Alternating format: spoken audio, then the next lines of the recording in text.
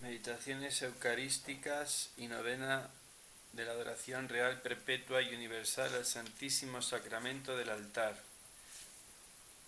de Monseñor Juan Bautista Luis y Pérez, obispo de Oviedo, 1930.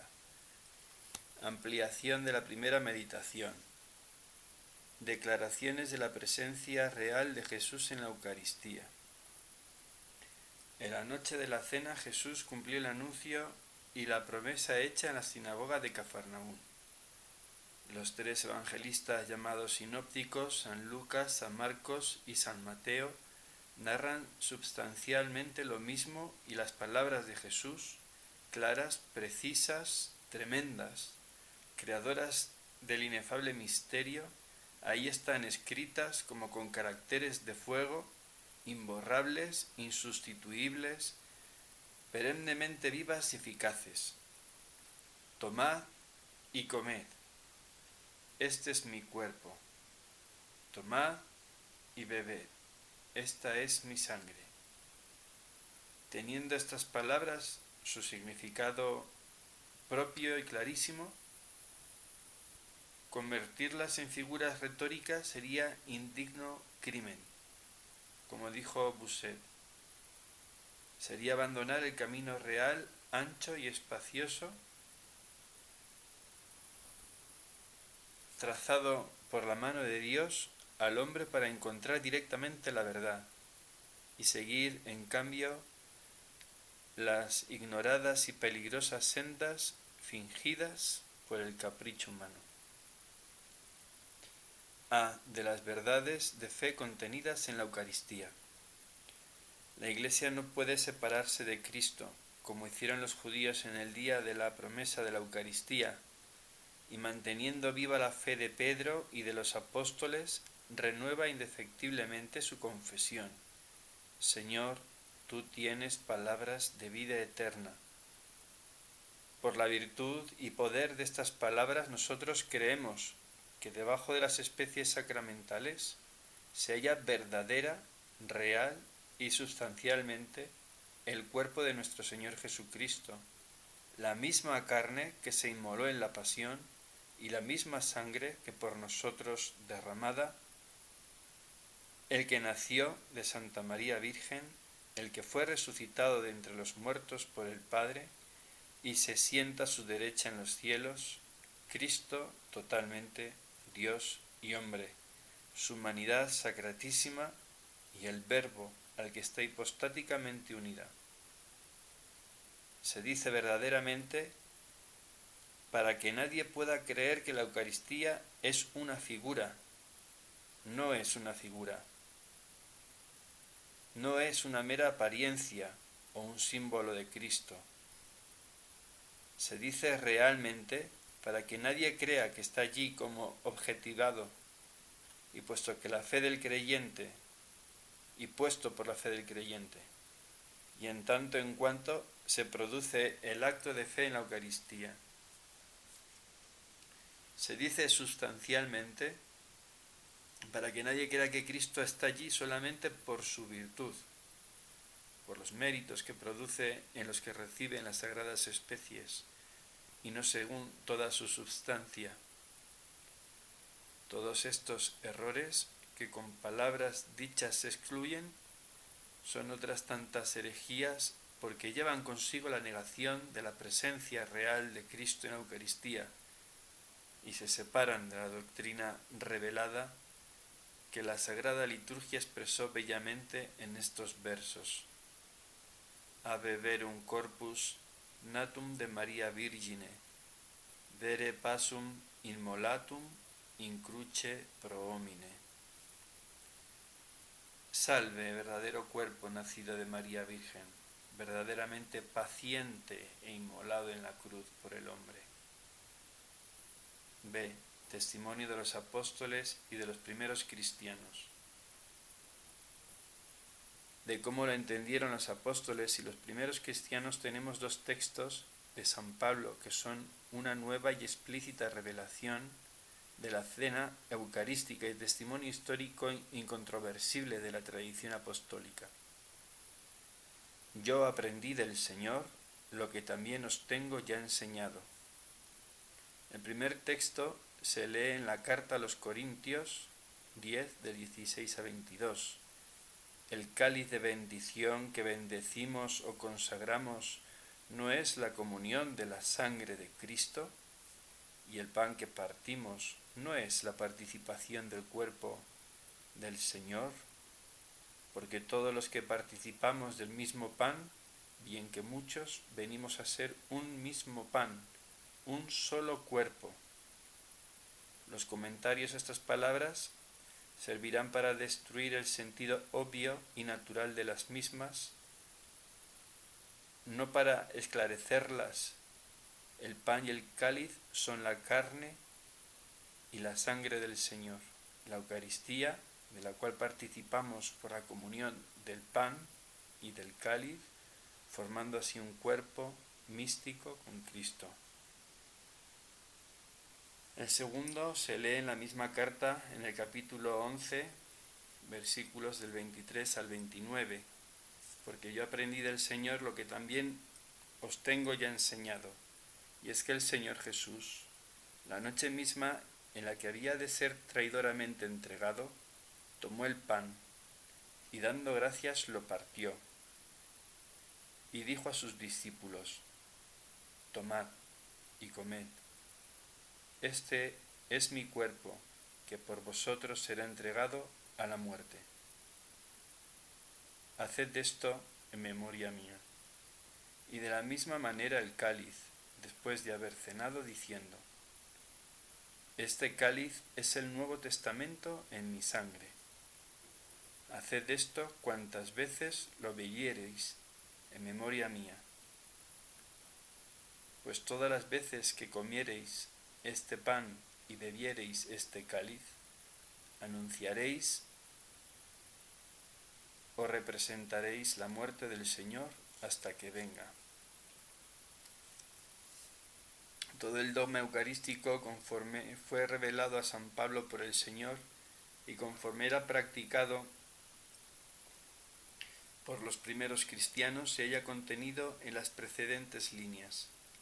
La institución divina, in qua nocte tradebatur, en la noche en la que Jesús era entregado al sacrificio, la comunión eucarística, el sacrificio mismo y sobre todo la presencia real del cuerpo y de la sangre de Cristo, por aquellas terribles palabras: cualquiera que coma este pan y beba este cáliz del Señor indignamente, reo será del cuerpo y de la sangre del Señor, porque quien lo come y bebe indignamente se come y se bebe su propia condenación, no haciendo el debido discernimiento del cuerpo del Señor. De aquí es que hay entre vosotros muchos enfermos y sin fuerzas y muchos que mueren. C. 3 dogmas. La transubstanciación. Si queremos analizar las verdades de fe contenidas en la Santísima Eucaristía, diremos que hay en ellas 3 dogmas. Primero, el dogma fundamental, como verdad divinamente y explícitamente revelada, es aquel por el que creemos en la presencia del cuerpo y de la sangre de Cristo verdadera, real y substancialmente debajo de las especies de pan y de vino después de la consagración. En este se halla contenido el segundo dogma por el que creemos que el Santísimo Sacramento nada permanece en la sustancia del pan y del vino, sino sólo los accidentes: extensión, color, olor, sabor. El tercer dogma se refiere al modo como Cristo se hace presente en la Santísima Eucaristía y se llama el dogma de la transubstanciación, definido como artículo de fe por el Concilio Tridentino, en cuanto por estas palabras se expresa que toda la substancia del pan se convierte por la virtud divina en el cuerpo de Cristo y la substancia del vino en su sangre, como virtualmente o al menos implícitamente revelada. Para explicar Esta maravillosa conversión que la Iglesia llama transubstanciación, los príncipes de la teología, grandes filósofos a la vez, han escogido diversos sistemas que cierran el campo de las especulaciones humanas y ofrecen a la razón documentos suficientes para probar la posibilidad del misterio. Santo Tomás y Escoto, Soto, Suárez, Belarmino, Lugo y Vázquez, los salmaticenses y otros 100 construyeron a manera de fortalezas de la razón teológica en defensa de la Eucaristía. Si algunos de estos sistemas se rechazaran, es fuerza que alguno de ellos se admita. Supuestas como históricamente ciertas las palabras de la institución de la Eucaristía, la razón humana, en virtud de los principios de la sana filosofía, no puede rechazarlas. Mas quede este punto para el estudio de filósofos y teólogos. Las explicaciones que han satisfecho a los grandes genios de la teología y la filosofía bien pueden ser aceptadas sin discursos por los que no tienen preparación suficiente para someterlas a un examen doctrinal. Los fieles pueden, iluminados por la fe y por la autoridad de tan insignes maestros, consagrarse a la amorosa contemplación del divino prodigio y de las maravillas que en él están encerradas. D. La grandeza del misterio más nos confirma en la fe. Misterios en el orden natural. Con solo anunciarlas el ánimo se inunda de admiración y reconoce que verdaderamente hizo Dios en la Eucaristía como un memorial de todas sus maravillas y de la grandeza de su ser y de su omnipotencia. Pronunció Jesús su poderoso fiat, hágase, y la naturaleza y la gracia obedecieron al imperio de su poder sin que nada, absolutamente nada, pueda impedir al alma que caiga de rodillas, sumida en profunda adoración. Más bien sucede lo contrario, porque cuando el entendimiento, por luz de verdadera fe, conoce ser cierto que Jesús está realmente presente bajo la apariencia del pan, y que aquel cuerpo, que antes era pan, es ahora el cuerpo bendito de Cristo, tal y conforme está en los cielos, y por lo tanto vivo, glorioso, Dios y hombre, el Verbo hecho carne, ya nada le acobarda y espanta en la confesión de que este sagrado misterio es verdadero. Entonces la luz luce las tinieblas, y cuanto más en él se amontonan las dificultades, cuanto más densas son las sombras que le circundan, le cercan y le rinden, tanto más va creciendo la luz sobrenatural que esclarece el entendimiento acerca de la presencia real de Cristo y la firmeza de la fe con que la confiesa.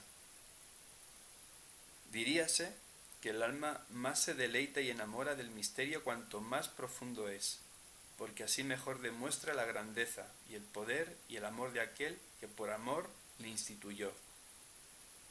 Cosa tremenda es que la sustancia del pan se convierta en otra sustancia preexistente, pero poderoso es Dios que con la virtud de su palabra creó de la nada todo lo que existe. Maravilloso es que los accidentes de pan subsistan sin su propia sustancia. Maravilloso es que los accidentes de pan subsistan sin su propia sustancia, siendo la razón de todo accidente estar en otro ser. Pero providente es Dios y por su virtud se conserva en su ser cuanto Él creó. Trasciende la capacidad de la razón humana y la ciencia experimental de los cuerpos tendrá por una contradicción y negación del ser corpóreo que el cuerpo de Cristo exista en lugares distintos a la vez en toda su completa realidad. Pero el que creó el alma existente en el cuerpo,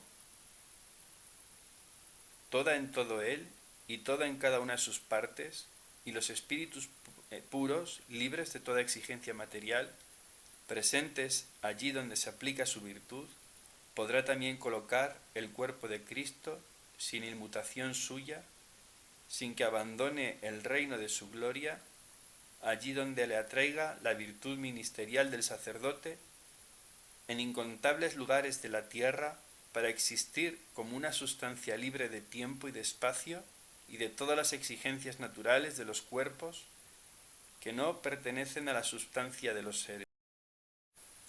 Pero si alguien creyera que los misterios eucarísticos quedan reducidos a estas dificultades del orden natural y del conocimiento de las cosas que tenemos por la filosofía y la ciencia, habrá penetrado poco más de la superficie del profundo misterio de la fe. Para resolverlas basta considerar principalmente la omnipotencia de Dios, siempre superior a las leyes que Él mismo estableció para regular la existencia y las operaciones de sus criaturas. Y en este orden natural, la inteligencia humana, a pesar de sus conocimientos, está sometida al misterio en el que vive y se mueve y se ve limitada por todas partes. El misterio del amor de Dios todo lo ilumina. El gran misterio de la Eucaristía, que es su vida y su sustancia, se refiere a la íntima vida de Dios, al amor que demuestra por nuestras almas incomprensible e inefable. De la infinitud de este amor tenemos ya la prueba y la realidad en que el Padre nos amó tanto que nos dio a su Hijo unigénito, el que haciéndose hombre, padeciendo y muriendo, pudo decir: no hay mayor prueba de amor que dar la vida por el amado. Pero la Eucaristía, contenida ya en este amor, que por ser infinito no puede ir más allá, no es como una reentrega y una nueva manifestación que ensancha y profundiza los insondables arcanos del amor de Dios. Si entregar la vida es la mayor prueba de amor, ¿qué diremos de esta maravillosa traza inventada por el amor de Jesús para dar su vida de un modo constante, perpetuamente duradero, todos los días en infinitos lugares, hasta la consumación de los siglos? Así en la Eucaristía el amor, aun siendo infinito, parece a nuestra limitada capacidad que se supera a sí mismo y que contiene de un modo eminente todas las demás pruebas que de su amor Dios nos ha dado. Por eso la llamamos con verdad el amor de los amores, porque cuando miramos la sagrada hostia, resplandeciente con la claridad del amor de Dios, vemos cómo todas las verdades de nuestra santa religión, todas las divinas trazas del Salvador para cimentarnos y fundamentarnos en ella, sus divinas revelaciones, la promulgación de sus leyes o mandatos, nuestro renacimiento en la Santa Iglesia, que encarna y hace visible toda la obra de Jesús, los divinos sacramentos con que la riega y fecunda, todo estaba ordenado y dirigido a conducirnos a la Eucaristía, a vincularnos a ella, fundirnos en ella, para que de este modo moldear y afinar y pulir nuestras almas con toques delicados de amores divinos, para expulsar todo lo que en nosotros no es de Dios, y no sólo en el espíritu, sino en los propios sentidos y en la misma carne, ingiriendo en ella semilla de incorruptibilidad, que es como una prenda y una hipoteca de la resurrección para vencer a la muerte en la lucha definitiva y purificarnos, asimilarnos a Dios, deificarnos, que ese es el supremo fin de la redención y el sumo bien que quiere otorgarnos nuestro adorable Jesús sacramentado. ¿Se extrañará alguien de que a la luz de nuestra santa fe y de la caridad de Dios los misterios eucarísticos dejen en cierto modo de serlo para el alma y constituyan su mayor deleite y le atraigan como un encanto de hermosura y un abismo de gloria, arrebatándola en actos de amor al estado de sublime adoración de aquel que, escondiéndose a los ojos del cuerpo, de tan brillante manera se revela a los ojos del alma?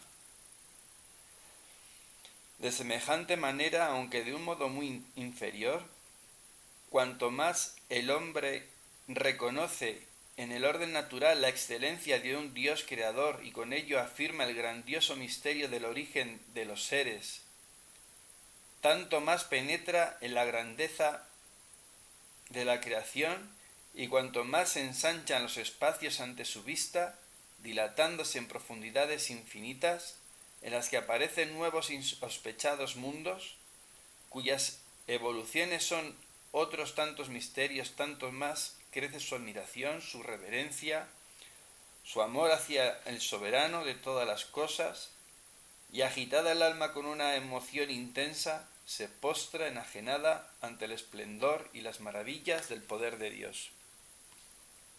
De que esos mundos incontables existen, sería lícito dudar, porque no se comprende el ritmo y la estructura de sus ordenados movimientos y de las leyes que los rigen. Ciertamente que no, pues con la misma lógica, pero con mayor certeza y convicción, procedemos en el orden sobrenatural. Su obscuridad y su grandeza robustecen y mueven el alma con fuerza irresistible para crecer más en la virtud de la fe. El alma, en cambio, recibe mayor certidumbre y siente ser todo esto para obra de Dios, que premia generosamente nuestra confianza en su divina palabra, siendo el premio la prueba del mérito contraído y la alegría interior del que rindió su entendimiento al testimonio de Dios. Bien experimentó este sublime estado del espíritu creyente nuestra mística doctora Santa Teresa de Jesús, cuando, leyendo un pasaje oscuro del Cantar de los Cantares, decía: «Esto no entiendo cómo es, y no entenderlo me hace gran regalo.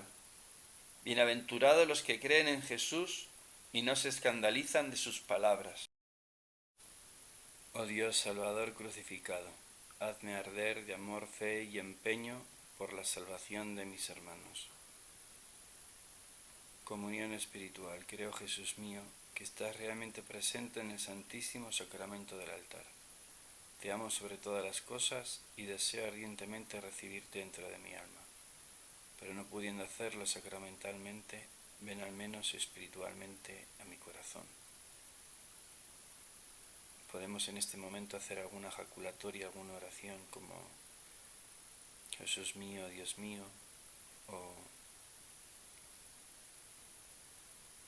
yo, gracias amado mío, tú vives en mí, yo en ti.